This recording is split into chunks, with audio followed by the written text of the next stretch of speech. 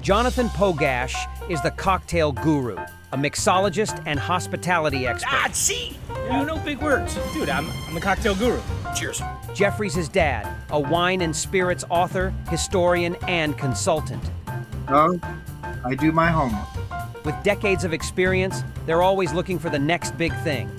Join this father and son duo for a few laughs as they explore the hottest trends in hospitality with the service industry's leading trailblazers and tastemakers. Welcome to the Cocktail Guru Podcast.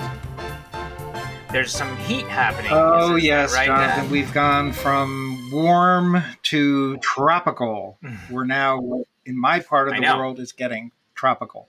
But it's still okay. It's not same. horrendously humid yet, but it's still okay. So it's fine, fine weather that's good. for drinking Coffee. My Yes, it is. No, Well, a morning listen, cup. I love a morning cup of Joe. I love my iced coffee. You know, I went to I went out. Well, no, I brewed my own coffee, and then I stuck it in the refrigerator. And you know, that coffee brand is actually the person who created it is our guest today. So, but it was really delicious, and it's in my fridge chilling right now. And I put a little oat milk in there. How do you drink your coffee? I drink it Dad? always black. Black. Has that always been the case ever since you started drinking coffee? Since I was 18 years old. I've been drinking coffee black. I started in high school. Maybe I was 17 when I started drinking coffee. And then in college, I became a regular regular meaning just in the morning coffee drinker.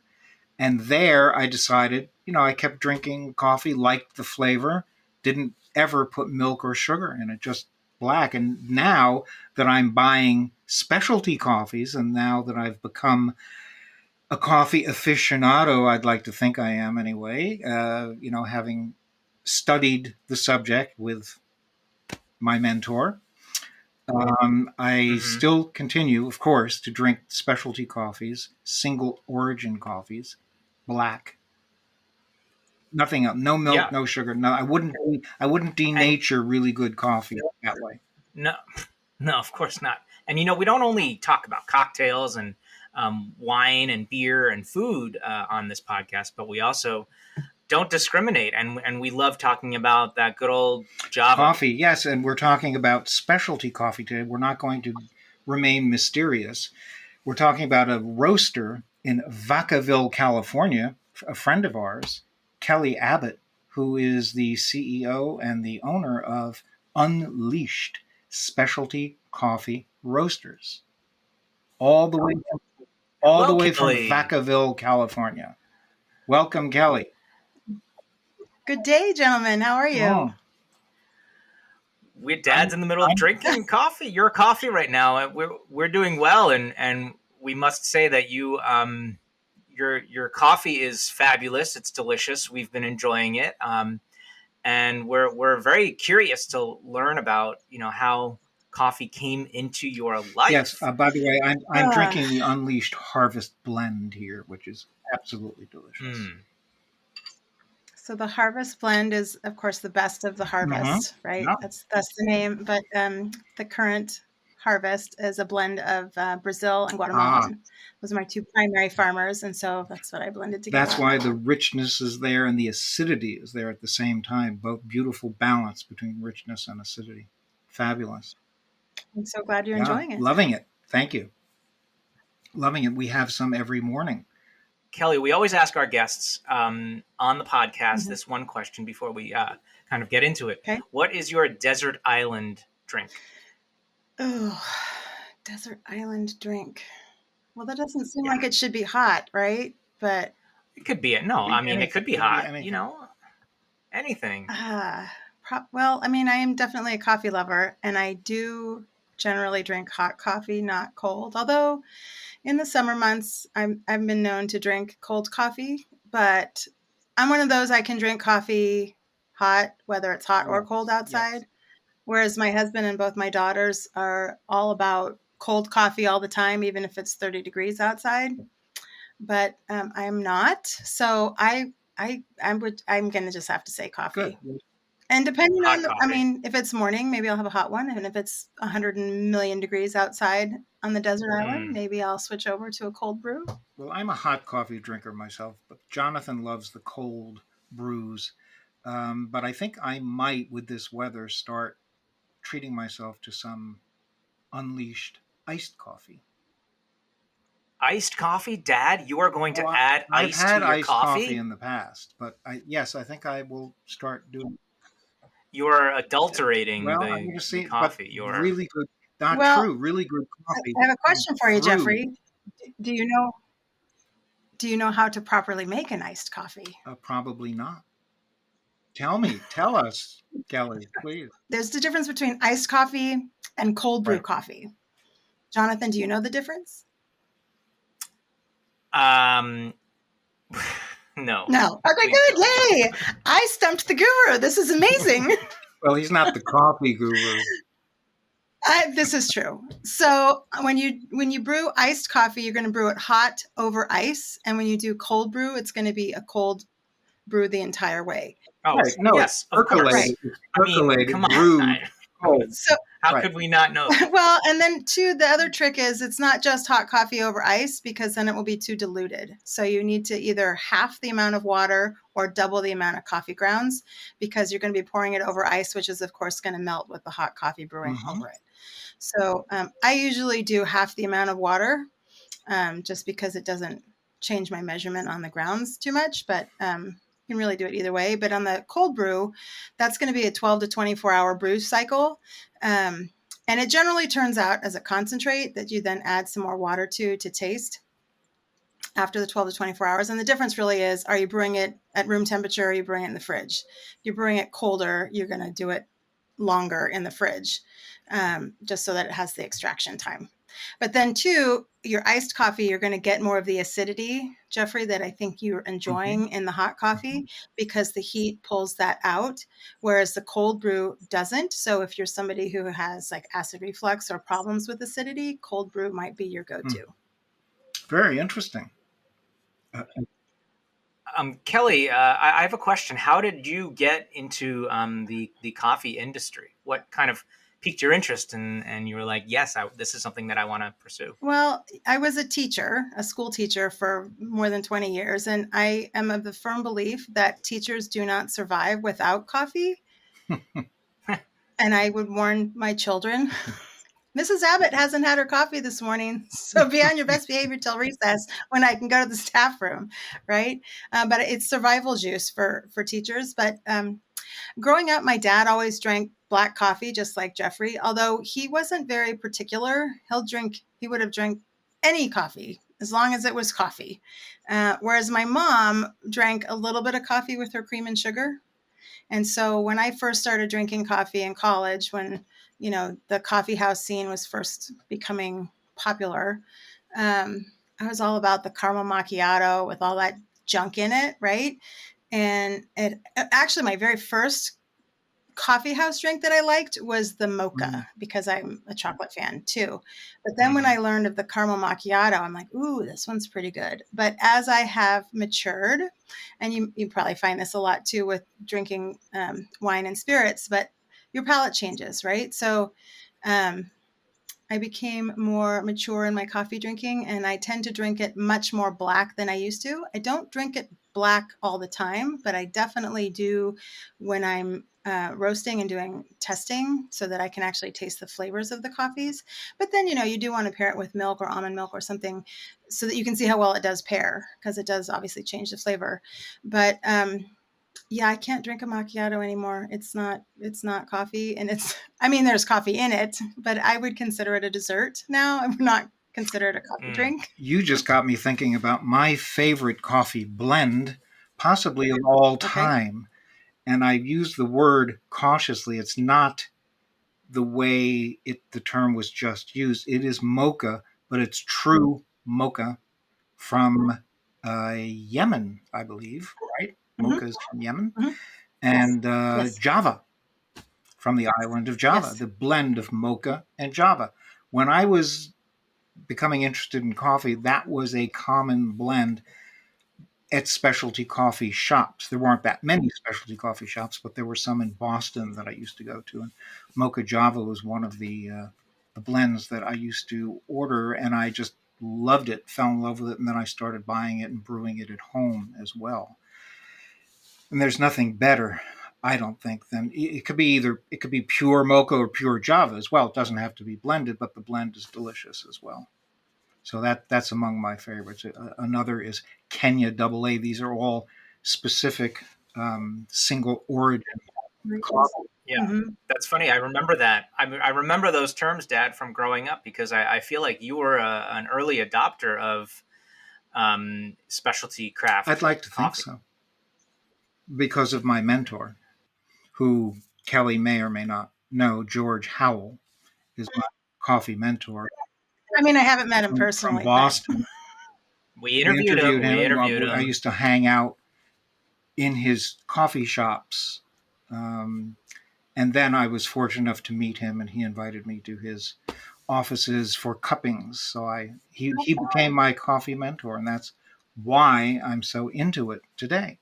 And now with Unleashed Coffee to boot, things are even better. Things are lively and rich and delicious. And I know that you at Unleashed have different levels of roast that you offer to the public. You have a light roast, you have a medium roast, and you have dark roast, and you have espresso blends Mhm. in roasting as well. So those are it looks like the primary coffee packages that you have available to the public. So I don't want to say the only blend. Technically, the half calf is a blend because it's half decaf and half regular. So that one's a blend too. But generally, the only blend that I have is the harvest blend. Everything else is pretty much single origin. Every once in a while, I'll throw something else into my espresso. But primarily, I use a Mundo Novo bean from Brazil for the espresso. And the espresso profile that I have, I learned from a Slovakian roaster who's my predecessor. When I didn't start the company. I purchased it in 2021 from a Brazilian farmer and a Slovakian roaster who had started it as a way to bring the Brazilian farmers' families' coffee from Brazil to the United States without the use of intermediaries. Back in 2012, they had experienced a not so great experience, I guess, with the cooperative that they were working with. The president of the cooperative stole everybody's coffee that year and sold it off, and they nearly lost everything. So he decided he was going to figure out how to get coffee from Brazil to the US without a cooperative or any other intermediaries other than logistics, because obviously you have to get it on a boat and get it here. But even that, he played a very intricate role in coordinating all of those things. So anyway, back to the Slovakian roaster, you don't argue with the European about how espresso should taste. I could just kind of have a firm belief in that. And he said when he married a woman from California, and when he moved here, he said our espresso was not good. And I said, yeah, I mean, if you think about it, how many people go into a chain, I'll say chain, because if you go to independents, you might see this more, but how many people go into a chain coffee shop and ask for just a shot of espresso? Not very You never see it, right? No, It might be a shot in a 16-ounce cup with a bunch of other stuff in it. Right. Because you're hiding the fact that the espresso is not perfect. I'll say not perfect. Right. It could be over roasted, could be over brewed, could be under brewed. So he spent 6 months working on this profile, and he taught it to me. And when I bought the company from them, that was like the one profile that I was really concerned about mastering, because I felt like there was a following of customers that had come to expect this profile. And what it is it's a slightly smoother finish. So it doesn't have that real bitter bite at the end. That makes you cringe when you have just a shot of espresso. You should be able to sit down and have a shot of espresso and have a smooth finish and not, have your face pucker. But I think most of the time in this country, you end up with a face pucker, and that's why nobody orders it that way. That's why we get, 2 shots and 16 ounces of milk, so that the milk can neutralize that. But it's not my darkest roast. It's my second darkest roast, because I have one that's a little bit darker that has a little bit of the bitters, but bitters, good bitters, not bitters that make your face cringe, right? And then I did a second one, which is so the darkest one I have is the farm blend. And that one technically is a blend, but still single origin, because the definition of single origin is coming from one place. And the farm blend are several beans, several different varietals from the same farm. Oh. So it's a farm blend, but it's still single origin. And then I started the Morando, and that's basically because I brought in another farmer from Guatemala, and I wanted to do the espresso with that. And when I changed the beans, I had a specific customer who had been with the company for a long time, and he could tell. He could tell that I switched them from Brazil to Guatemalan, and primarily because the Guatemalans are grown 1,000 feet higher. And when you grow them higher, they are denser. And then when you grind them, it grinds differently. And he could tell, because he's this engineering type, and he had done all this really fancy work with his grinder, and he had it all dialed in, and he said, you changed the beans. So I came out with the Morando so that I could have an espresso profile with the espresso from Brazil and one for the Guatemalan. So that's basically why I have 3 different dark roasts. And then I figured, well, I might as well, keep with the trend. So I do have 3 lights, 3 mediums, 3 darks, and then a half calf and a decaf. And then I do a decaf as an espresso profile, and also as a medium. So I'm trying to find something for everybody. So hopefully I did. And I have a question, Kelly. I have a question. Maybe it's a rumor, but I'd like to clear up that rumor. But we're going to take a quick break, and we'll be right back. Unleashed Coffee is a farm-to-cup adventure like no other. Step into a world where exceptional flavors, tantalizing aromas, and rich mouthfeel take you on a journey from your kitchen to the picturesque coffee plantations at origin. At Unleashed Coffee, we believe in fostering connections between coffee lovers and the hardworking farmers behind each bean. Join the journey through our coffee subscription program and gain access to our exclusive online community, connecting you to fellow enthusiasts and the producers of your morning brew. To help you extract every nuance of flavor from our beans, take part in our on-demand coffee brewing courses right in the comfort of your own home. If you are seeking B2B coffee solutions that go beyond just beans, our comprehensive wholesale packages cater to the diverse needs of mobile carts, farm stands, restaurants, cafes, retail shelves, and more. Use coupon code GURUCOFFEE at the checkout to receive 10% off your first purchase at unleashedcoffee.com. And now we're back. It's not really a rumor. It's just something that I've heard. But I need someone in the coffee industry to clear it up for me. Dark roast equals less caffeine. Light roast equals more caffeine. Is that correct? Or is there is it a gray line? It's yes and no. And I'll tell you why. Okay. UC Davis, which is about 20 minutes up the road from me, they have now a big coffee lab. First in the country, and they do a lot of work. There's a whole coffee program there now, just like their wine and beer programs, and they're doing all this research. So during COVID, when nobody had anything to do, right, they were doing some of these studies. And the study came out, I want to say probably about 2 years ago now, and I really need to find it again so that I can cite it directly. But it was fascinating because that's what everybody believes. And a lot of people don't know that. They think strong coffee equals dark coffee. But right, as you know, when you bake with alcohol, it bakes out, right? So when you roast coffee, the caffeine roasts off, but not completely like it does with alcohol. However, the beans start really dense and small when you drop them in as green beans. When you get to light roast, they start to expand like popcorn, right? And we even have what's called first crack and second crack. And it's when the heat inside the beans starts moving outwards and until it gets to the very outer, and then it just kind of does a pop or a crack, and you can hear it. It's an audible sound. And it generally, on the roaster I use comes in around 390 degrees. And any point from there on is something that you could drink. So once it hits first crack, that's going to be your light roast. So if you drop the beans out at that point and you're done with the roast, you have still a relatively dense bean. So the size is still relatively small compared to if you let it keep roasting, it's going to expand more. And eventually it hits second crack. If it gets past second crack, it gets really, you get more of the chars and the smoky flavors and a lot more oils come out. And I don't like coffee like that. I think it's really hard to drink it black that way. So I don't go past second crack, but those beans now weigh less and they are larger in size. They each have individually, each bean has less caffeine than its light roast counterpart.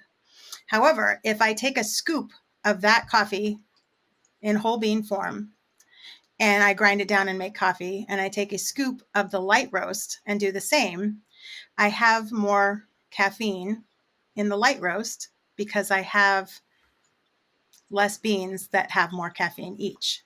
Does that make sense? Because of the volume. But Yes.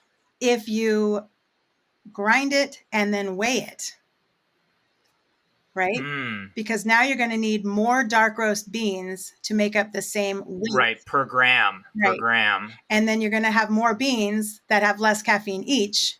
So it becomes kind of a wash. So the studies that they did at Davis pretty much said if you grind it and weigh it and prepare your coffee that way, it's a wash. But if you scoop it and you're not weighing it, then you will have more in the light roast. So at craft coffee shops, Mhm. are they weighing their drip Absolutely. coffee, their Absolutely. pour over? So as far as caffeine, it's a wash. For the most part. I mean, there are certain varietals that will have more than others. For example, Robusta, it's more, it's the genus, right? The You know, species. the whole kingdom, phylum, blah, blah, blah. So the species is going to be, but it's a lot more bitter, the Robusta, than the Arabica. But the reason that it's more bitter is because of the caffeine. Caffeine actually has a flavor, and the flavor is bitter. So you're going to get a lot more bang for your buck. So like brands like Death Wish, right? It'll keep you awake, but it's not as flavorful, at least in my opinion, because it's got Robusta mixed in with it. And that brings out a lot more bitter flavors. But then within, the varietals inside of Arabica, you'll probably have some that might be a little bit more caffeinated than others. And then like I have one that we call Mini Me, and it's actually a peaberry bean. And the peaberry bean, what happens is when the coffee cherries grow, you get two seeds together flat like a walnut inside. But in 5 to 8% of the time, they never split. And you just have one a little bit more football shaped, smaller peaberry bean. And because it never split, it has a little bit more caffeine content than if it had split. And it does have a separate, a different flavor profile than the rest of that bush. So they used to see them as a defect and they would sort them off and not use them and discard them. But then they finally figured out, well, if it's 5 to 8% of coffee cherries worldwide, maybe we should see if they're any good. And I actually really like them. In fact, it was the peaberry bean that drew me originally to Unleashed Coffee as a customer before I bought the company. Oh, wow. Yeah. Wow. So do you use Arabica beans only, or do you use both? Yes. That's what Yes, I just use Arabica. I'm a certified Arabica Q grader, which I have to renew late this summer. But and nobody knows what that is. But you'll know this. It's like the sommelier version of a coffee person, or in my sister's case, the bourbon steward, right? So I'm trained to look at green beans visually, and all the senses, right? We're looking for defects visually. We're looking for defects in the smell. We're looking for defects in the taste. And we go through this grading process. And in order for it to be considered specialty coffee, it has to make 80 points or above. Otherwise, it's not specialty coffee, and it goes back down into the commodity grade like Folgers and Maxwell House. And speaking of green beans, you offer green beans to the home roaster. You have some. I do. So that might be your next hobby, Well, Jeffrey, is to start roasting I've your own. entertained the thought many, many times, but like winemaking, I decided I prefer to drink other people's wines because I know that I can't make one as good as they can. And I feel the same way about coffee roasting, although maybe I'd be better at coffee roasting. I definitely wouldn't be good at winemaking. Well, what sort of equipment You do you don't need need to that roast much. coffee? At home, I've seen it being Yeah. done. you can use an air pop Yeah. machine. I mean, there's all and that's like people ask me all the time, well, how do I roast this at home? I'm like, well, it really depends on what, it's like I had an email just yesterday. Can you give me some tips? I just bought this Moon de Novo from you. Can you give me some tips on some makings of profiles? And I went, well, I don't know what you're using. I mean, if you're using an air pop machine, there's not a whole lot of science to it. You plug it in, you turn it on, you wait for it to turn brown, you Yeah. take it out. Yeah. Right. But then they also have like these little ceramic, almost like a pot, and you can put the beans in there and just over the top of your stove, Kind of like popcorn. yeah, exactly. And there's another one very similar called the Hive, and it's a dome. It's a metal dome, probably aluminum or something, and it does the same kind of thing. So it just kind of reminds me of that thing. Really reminds me of the old Jiffy Pop. Remember when you were kids, we used to have the Jiffy Yeah. Pop.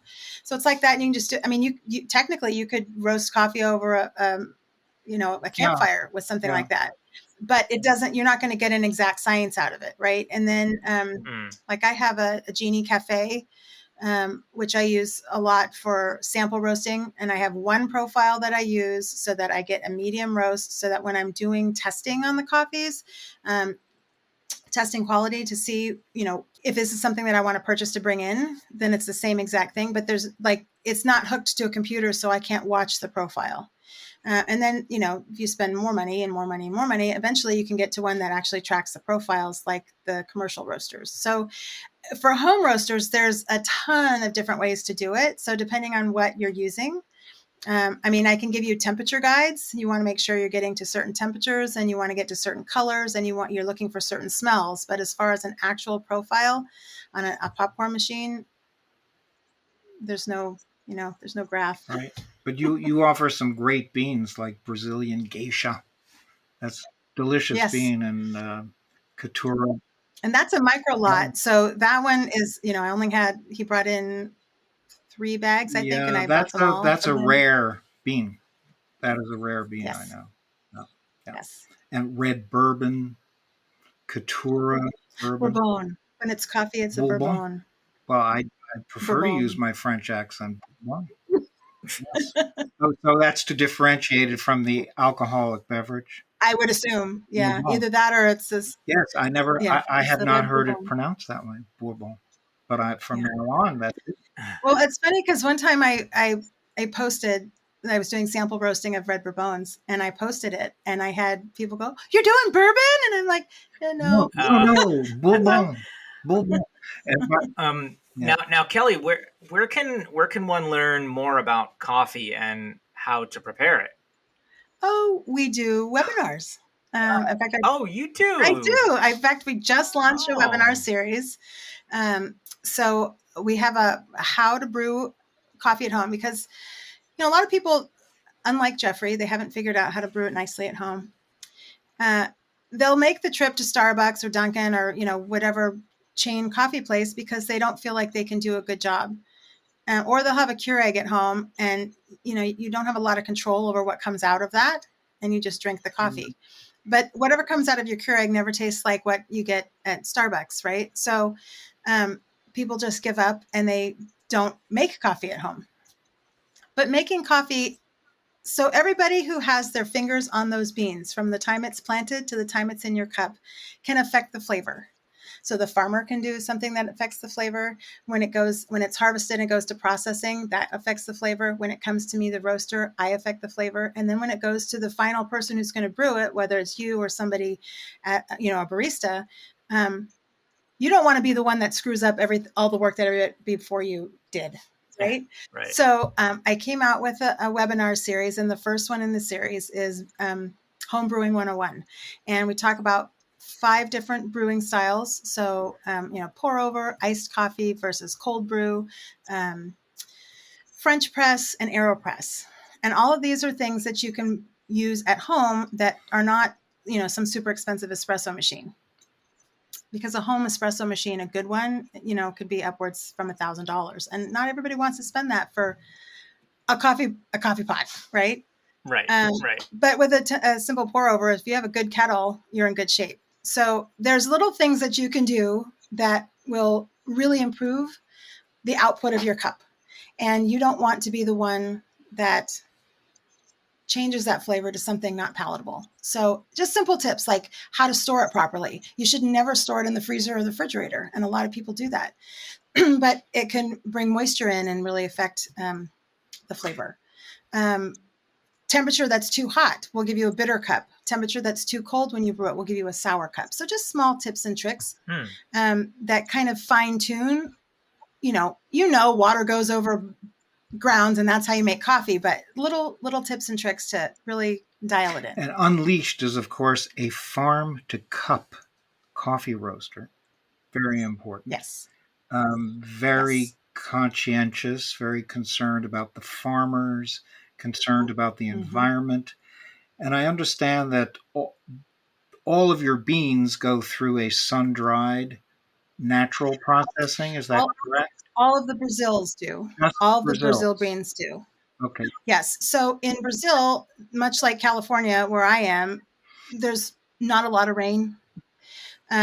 So it's really easy for them to do the sun-dried process. So after they harvest the beans, they either put them on drying beds or concrete patios, and then they just keep raking them and turning them. Basically, they're turning them into raisins, right? The cherries, until that fruit dries up. And it takes a couple of weeks. And then eventually the dried fruit gets hulled and it's prepared for export. But in countries like Guatemala, where they have more than enough rain, when I went there, it rained the whole time. Yeah. They use more of a washed process. So within 8 hours to 12 hours after the beans are harvested from the trees, they go to a wet mill, and they have a wet mill process that removes that pulp from the beans. And then they go to a drying process where just the mucilage is left. And then eventually that gets hulled.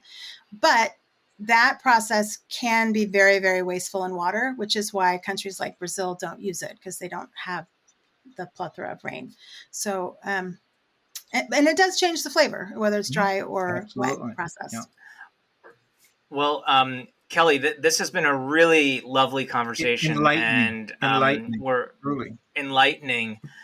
And we're very thankful that you have this online course to educate people about proper usage and preparation of coffee. And congrats on the company, and the availability is nationwide online. Yes. And how can you access that? Unleashedcoffee.com. And of course, we're on all the socials: Instagram, Facebook, YouTube, all the things. Not Snapchat. Awesome. I got rid of Snapchat. I'm too old. No, who cares about that? But our audience should know it's our coffee of choice. So thank you so much, Kelly, and thanks for being our guest. Thank you for having me. This was a lot of fun. Kelly. The Cocktail Guru has some very exciting news. We now sell booze. That's right, you can now browse our shop for Cocktail Guru swag and your favorite spirits in the same place. We personally have chosen all of the items in our store. Are you looking for a water bottle with stainless steel straw?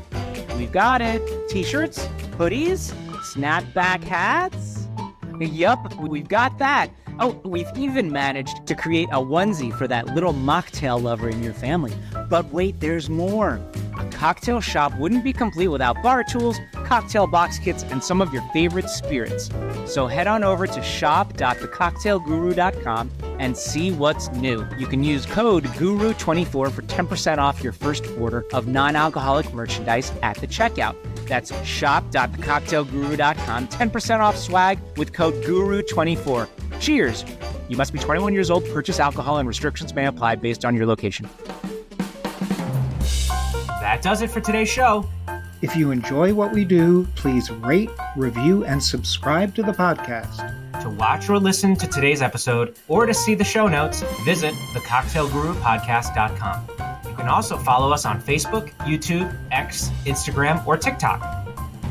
The Cocktail Guru podcast is produced by First Reel Entertainment and can be seen on EatsDrinksTV.com, Spotify, and Zencaster, or heard on Apple, Google, Amazon, or wherever you listen to your favorite shows.